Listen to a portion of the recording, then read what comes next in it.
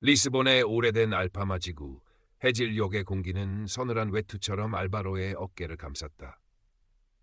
72회를 살아온 그의 낡은 아파트 창문 너머로 태주강은 황금빛으로 물들었다가 이내 짙푸른 어둠 속으로 스며들었다.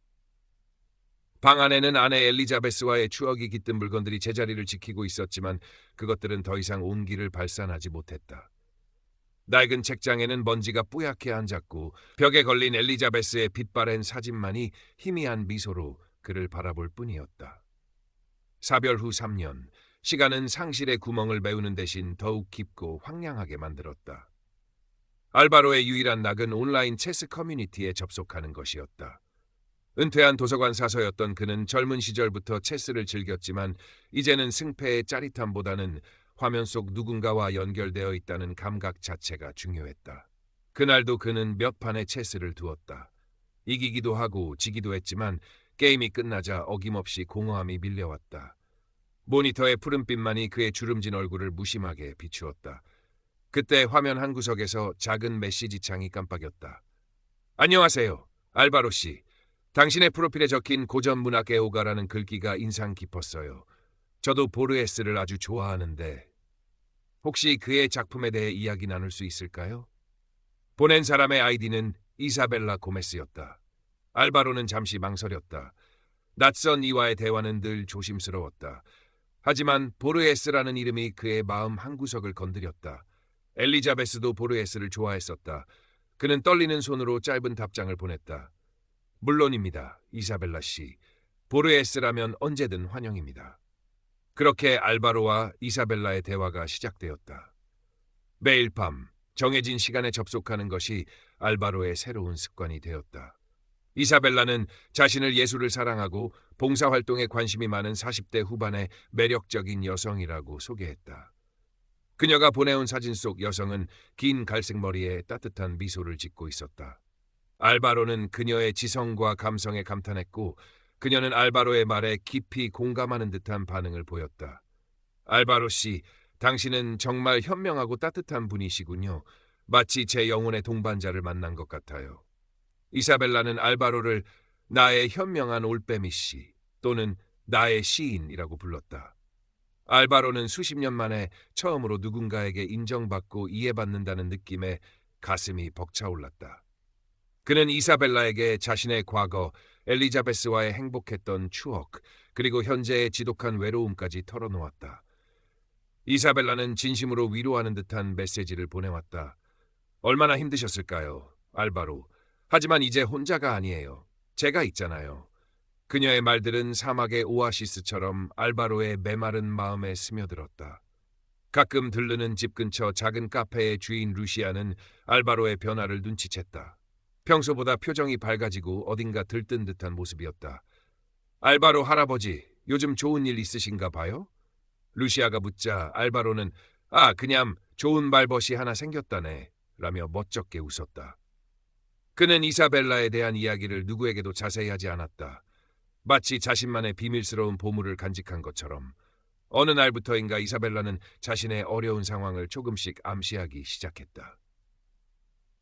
어머니의 병원비 때문에 요즘 잠을 제대로 못 자요. 오랫동안 준비해온 자선 전시회가 있는데 작은 문제로 어려움을 겪고 있어서 마음이 아파요. 그녀의 글에는 깊은 슬픔과 무력감이 묻어났다. 알바로는 그녀에게 깊은 연민을 느꼈고 어떻게든 돕고 싶다는 생각에 사로잡혔다. 그는 그녀가 겪는 고통이 마치 자신의 것처럼 느껴졌다. 얼마 지나지 않아 이사벨라는 처음으로 알바로에게 돈을 부탁했다. 알바로, 정말 미안하지만 혹시 인터넷 요금을 못 내서 당신과의 대화가 끊길까봐 너무 두려워요. 염치 없지만 50유로만 빌려줄 수 있을까요? 다음 주에 바로 갚을게요. 알바로는 잠시 망설였다. 평생 누군가에게 돈을 빌려준 적도 거의 없었다. 하지만 이사벨라와의 연결이 끊어진다는 상상만으로도 가슴이 철렁 내려앉았다. 그는 떨리는 손으로 50유로를 송금했다. 곧바로 이사벨라에게서 눈물나게 고맙다는 메시지가 도착했다. 당신은 내 생명의 은인이에요. 알바로, 이 은혜는 평생 잊지 않을게요. 그녀의 열정적인 감사 인사에 알바로는 오히려 자신이 더 큰 기쁨을 느꼈다. 누군가에게 필요한 존재가 되었다는 사실이 그를 뿌듯하게 만들었다. 그 후로 이사벨라의 금전 요구는 반복되었고 액수도 점점 커졌다. 어머니의 갑작스러운 수술비, 사업 자금의 긴급한 필요, 세관에 묶인 구호 물품 통관 비용 등 명목은 다양했다. 그때마다 이사벨라는 알바로의 동정심과 책임감을 교묘하게 자극했다. 알바로, 당신만이 나를 도와줄 수 있어요. 당신이 아니면 전 정말 어떻게 해야 할지 모르겠어요. 그녀의 간절한 호소에 알바로는 매번 무너졌다. 그는 자신의 얼마 되지 않는 연금을 사용하기 시작했고 그것도 모자라 아내와의 추억이 담긴 귀중품에 손을 대기 시작했다. 엘리자베스가 평생 아꼈던 오래된 금목걸이, 결혼기념일에 선물했던 손목시계까지 팔아야 했다. 물건들이 하나둘씩 사라질 때마다 그의 마음 한구석도 함께 허물어지는 듯했지만 이사벨라의 감사 메시지와 사랑 고백은 그 모든 것을 상쇄하고도 남았다. 그녀는 알바로에게 시를 써서 보내기도 했고 함께할 미래에 대한 달콤한 약속들을 속삭였다. 우리가 함께할 날이 머지 않았어요. 나의 시인. 포르투갈로 가서 당신 곁에서 함께 살고 싶어요. 매일 아침 당신이 좋아하는 커피를 내려주고 저녁에는 당신의 이야기를 들으며 잠들고 싶어요. 알바로의 삶은 이제 이사벨라를 중심으로 돌아갔다. 자녀들과의 통화는 더욱 형식적으로 변해갔다. 아버지, 별일 없으시죠? 바빠서 또 못 찾아뵙네요. 용돈 조금 붙여드렸어요. 아들은 늘 같은 말을 반복했고 알바로는 자신의 상황을 전혀 알리지 않았다. 그들에게 짐이 되고 싶지 않았고 어쩌면 이사벨라와의 관계를 이해받지 못할 것이라는 두려움도 있었다. 루시아의 카페에 들르는 횟수도 줄었다. 루시아는 가끔 마주치는 알바로의 초췌해진 모습과 불안정한 행동을 보고 걱정스러운 눈빛을 보냈다. 카페에 앉아있는 동안에도 그는 휴대폰만 계속 확인했고 작은 알림 소리에도 화들짝 놀라곤 했다. 할아버지, 요즘 안색이 정말 안 좋으세요? 무슨 걱정거리라도 있으세요? 루시아가 조심스럽게 물었지만 알바로는 아무것도 아니라네. 그냥 잠을 좀 설쳐서 그런가 보네 라며 예민하게 반응하며 대화를 피했다. 그의 마음속에는 이미 이사벨라 외에는 누구도 들어올 자리가 없는 듯했다. 가을이 깊어가고 겨울이 다가올 무렵 이사벨라는 알바로에게 마지막이자 가장 큰 부탁을 해왔다. 사랑하는 알바로, 드디어 당신 곁으로 갈 수 있게 되었어요. 하지만 포르투게일로 가는 항공권과 초기 정착 자금이 조금 부족해요. 이것만 해결되면 우리는 영원히 함께할 수 있어요. 이게 정말 마지막 부탁이에요. 그녀의 메시지에는 간절함과 희망이 뒤섞여 있었다. 알바로는 남은 모든 것을 처분해 돈을 마련하기로 결심했다. 그의 통장 잔고는 이미 바닥을 드러낸 지 오래였다. 그는 평생 살아온 이 낡은 아파트마저 담보로 대출을 받아야 할지도 모른다고 생각했다. 하지만 이사벨라와 함께할 수 있다면, 이 지긋지긋한 외로움에서 벗어날 수 있다면 그 어떤 희생도 감수할 수 있을 것 같았다. 그는 마지막 희망을 걸고 떨리는 마음으로 은행으로 향했다. 차가운 겨울바람이 알파마의 좁은 골목길을 휘감았다. 알바로는 두꺼운 외투깃을 여미고 은행 창구 앞에 섰다. 그의 손에는 대출 서류와 송금 요청서가 들려 있었다. 마지막 돈을 송금하면 이사벨라는 정말 그의 곁으로 올까? 그의 삶은 다시 따뜻해질 수 있을까? 수많은 생각들이 머릿속을 스쳐 지나갔다. 그의 손이 가늘게 떨리고 있었다. 송금 버튼을 누르기 직전 그는 문득 이사벨라가 보내준 사진 한 장을 떠올렸다. 그녀가 자신이 살고 있다는 스페인의 아름다운 해변가 집이라며 보내준 사진이었다. 푸른 바다와 하얀 집, 그리고 야자수가 어우러진 그림 같은 풍경. 그런데 지금 다시 생각해보니 사진 속 야자수의 그림자 방향이 어딘가 어색했다. 마치 다른 사진에서 우려붙인 것처럼 부자연스러웠고 배경의 하늘색도 인공적인 느낌이 강했다. 그 순간 며칠 전 루시아의 카페에서 우연히 들었던 말이 그의 뇌리를 강하게 스쳤다. 루시아가 다른 손님과 나누던 대화였다. 요즘 노인들 상대로 하는 인터넷 사기가 그렇게 교묘하다던데 사진도 다 가짜로 만들고 목소리까지 변조해서 그런데요. 정말 무서운 세상이에요. 당시에는 흘려들었던 말이었지만 이제 와서는 마치 자신에게 하는 경고처럼 생생하게 들려왔다.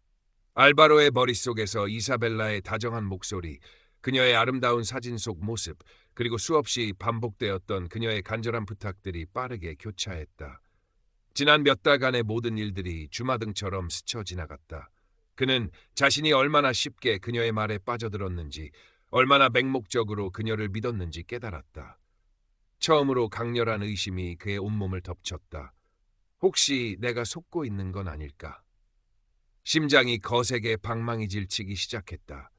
그는 떨리는 손으로 송금 요청서를 천천히 내려놓았다. 창백해진 얼굴로 은행 직원에게 말했다. 잠시만요. 다시 한번 생각해 봐야겠습니다. 은행 직원은 의아한 표정을 지었지만 알바로는 아무 말 없이 은행을 빠져나왔다. 차가운 겨울 공기가 그의 폐부를 찔렀지만 오히려 정신이 조금 맑아지는 듯했다. 그날 밤 알바로의 휴대폰은 쉴 새 없이 울려댔다. 이사벨라에게서 온 메시지들이었다. 평소에 다정하고 부드러운 말투는 온데간데 없었다. 알바로, 무슨 일이에요? 왜 돈을 보내지 않는 거죠? 나를 실망시키지 말아요, 알바로. 우리 미래가 걸린 일이라고요. 지금 당장 돈을 보내지 않으면 모든 것이 끝장이에요. 메시지는 점점 재촉과 은근한 협박으로 변해갔다. 알바로는 아무런 답장도 하지 않았다. 그는 그저 텅 빈 화면을 응시할 뿐이었다. 수많은 감정들이 그의 내면에서 소용돌이쳤다. 분노, 배신감, 허탈함, 그리고 깊은 슬픔. 자신이 얼마나 어리석었는지, 얼마나 쉽게 한낱 환상의 모든 것을 걸었는지 깨달았다. 며칠이 흘렀다. 알바로는 이사벨라가 보낸 모든 메시지를 하나하나 삭제했다.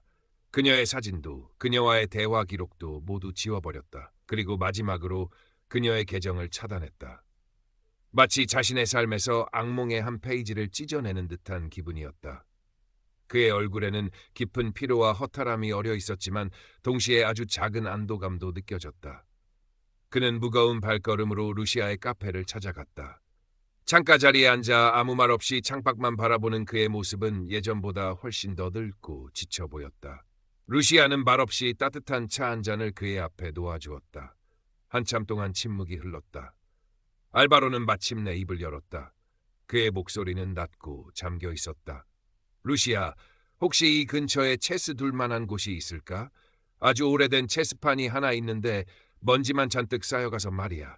그는 이사벨라에 대한 이야기는 한마디도 꺼내지 않았다. 하지만 루시아는 그의 눈빛에서 그가 어떤 시간을 통과해 왔는지 어렴풋이 짐작할 수 있었다.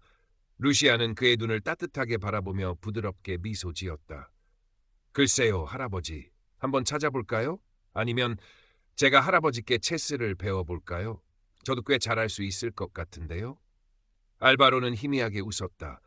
아주 오랜만에 지어보는 미소였다.